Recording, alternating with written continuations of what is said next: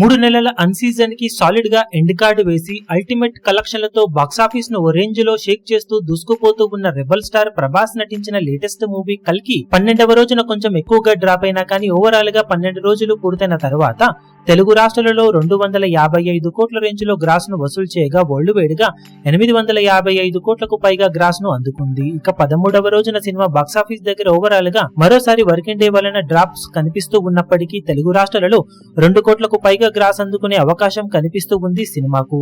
Offline ticket sales లెక్కలు బాగుంటే collections ఇంకాస్త పెరగవచ్చు. ఇక హిందీలో సినిమా మరోసారి మంచి జోరును చూపెడుతూ మిగిలిన ఏరియాల కన్నా బెటర్ గా పర్ఫామ్ చేస్తూ 6 కోట్ల నుండి 6.5 కోట్ల రేంజ్ లో గ్రాస్ ను వసూలు చేసే అవకాశం కనిపిస్తూ ఉండగా కర్ణాటక, తమిళ్ అలాగే కేరళలో కలుపుకొని 2.5 కోట్ల లోపు గ్రాస్ ను అటు ఇటుగా సాధించే అవకాశం కనిపిస్తూ ఉంది.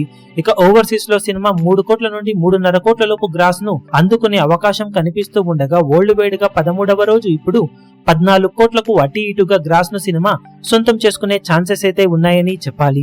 ఈ కలెక్షన్లతో ఇప్పుడు 13 రోజులు పూర్తయిన తర్వాత తెలుగు రాష్ట్రాలలో మొత్తం మీద 257 కోట్లకు అటు ఇటుగా గ్రాస్ ను సినిమా సొంతం చేసుకునే అవకాశం కనిపిస్తూ ఉండగా వరల్డ్ వైడ్ గా 870 కోట్ల లోపు గ్రాస్ మార్కును సినిమా అందుకోబోతుంది. వర్కింగ్ డేస్ లో కొంచెం డ్రాప్స్ ను ఎక్కువగా సొంతం చేసుకున్నా కానీ ఇక మీదట వచ్చేవన్నీ కూడా లాభాలే అవడంతో ఎంత కలెక్షన్లు సాధిస్తే సినిమాకు అంత లాభాలు పెరిగే అవకాశం ఉంటుంది.